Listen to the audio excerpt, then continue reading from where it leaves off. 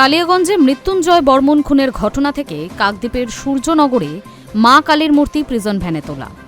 একের পর এক ঘটনায় কড়া পদক্ষেপ মুখ্যমন্ত্রী শুভেন্দু অধিকারীর। শুধু তাই নয়, এই সমস্ত ঘটনার পরিপ্রেক্ষিতে এক আইপিএস সহ 5 পুলিশ কর্মীকে সাসপেন্ডের নির্দেশও এদিন দেন মুখ্যমন্ত্রী। তার স্পষ্ট বার্তা, পূর্বতন তৃণমূল সরকারের সময় বিভিন্ন জায়গায় পুলিশকে অপপ্রয়োগ করা হয়েছে। বিশেষত মা কালীকে যেভাবে প্রিজন ভ্যানে তোলা হয়েছে তা সনাতন ধর্মের আস্থার প্রতি আঘাত। সেই দিকেই নজর রেখে এহেন সিদ্ধান্ত বলেই জানিয়েছেন মুখ্যমন্ত্রী শুভেন্দু অধিকারী। শনিবার বিধানসভা অধিবেশনে বক্তব্য রাখেন মুখ্যমন্ত্রী। সেখানেই একের পর এক ঘটনার কথা তুলে ধরে শুভেন্দু অধিকারী জানান, এদিন স্বরাষ্ট্র দপ্তর বেশ কিছু সিদ্ধান্ত নিয়েছে, তা বিধানসভায় তুলে ধরব। এরপরেই উত্তর দিনাজপুরের কালিয়াগঞ্জের প্রসঙ্গ তুলে ধরে মুখ্যমন্ত্রী বলেন, কালিয়াগঞ্জে এক ছাত্রীকে শারীরিক অত্যাচার করে খুন করা হয়। পরবর্তীকালে দেহ ভেসে ওঠে পুকুরে। স্থানীয় পঞ্চায়েত উপপ্রধানের ছেলেকে গ্রেপ্তার করা হয়। ঘটনাকে কেন্দ্র করে উত্তাল হয় এলাকা। অভিযুক্তের কড়া শাস্তির দাবিতে শান্তিপূর্ণ অবস্থান করেন স্থানীয়রা। সেই ঘটনায় শুরু হয় ধরপাকড়।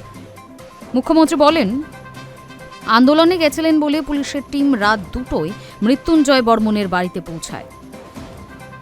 তিনি দরজা খুললে থানার আধিকারিকরা সরাসরি বুকে গুলি করেন। আমি তার স্ত্রীকে অ্যাটেন্ডেন্টের কাজ দিই। ক্ষমতায় আসার পর তদন্ত করেছি। এএসআই মোয়াজ্জেম হোসেনকে সাসপেন্ড করা হলো। একই সঙ্গে ওই পুলিশ কর্তার বিরুদ্ধে বিভাগীয় তদন্তের নির্দেশও দেন। পাশাপাশি এদিন বিধানসভায় প্রাক্তন আইপিএস অফিসার পঙ্কজ দত্তের মৃত্যুর ঘটনাও তুলে ধরেন মুখ্যমন্ত্রী। ঘটনায় পুলিশের বিরুদ্ধে প্রাক্তন পুলিশ কর্তার উপর মানসিক চাপ তৈরির অভিযোগ ওঠে।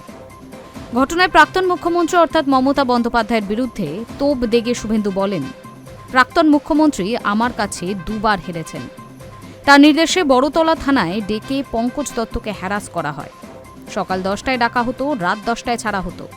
চা তো দূরের কথা, জল পর্যন্তও দেওয়া হতো না। আমি থানার বাইরে বিক্ষোভ দেখিয়েছিলাম।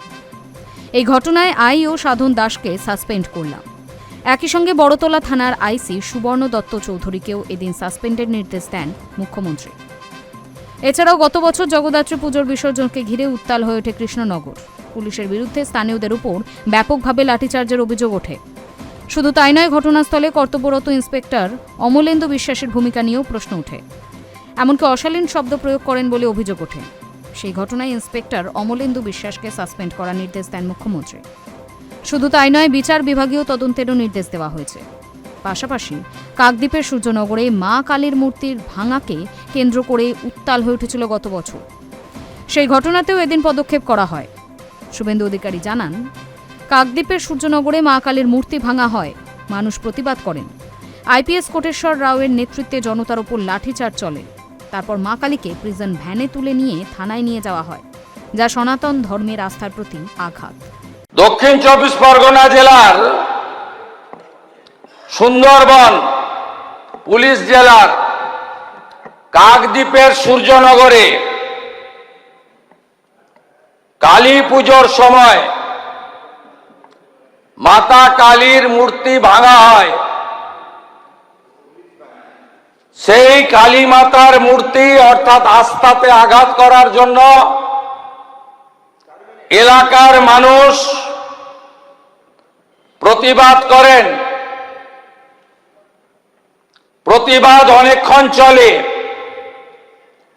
বেলা 12টার সময় তৎকালীন সুন্দরবন জেলার পুলিশ সুপার আইপিএস কোটেশ্বর রাওর নেতৃত্বে 500 পুলিশ গিয়ে জনতাকে ছত্রভঙ্গ করে, ব্যাপক লাঠিচার্জ করে। এই পর্যন্ত নয়, ঠিক ছিল। তারপরে মাতা কালীকে প্রিজন ভ্যানে তুলে থানায় নিয়ে যায়। আইপিএস কোটেশ্বর রাওকে সাসপেন্ড ঘোষণা করলাম। কালী মাতা কি জয়, মাতা কালী কি জয়, মাতা কালী কি জয়। এরপরই এই ঘটনায় কোটেশ্বর রাওকে সাসপেন্ড করার ঘোষণা করেন শুভেন্দু অধিকারী। এরপরই কড়া বার্তা দিয়ে মুখ্যমন্ত্রী বলেন, এদের ব্যবস্থা হবে, আরও অন্যায়ের প্রতিকার হবে। আমার উপর আস্থা রাখুন। Hi news network.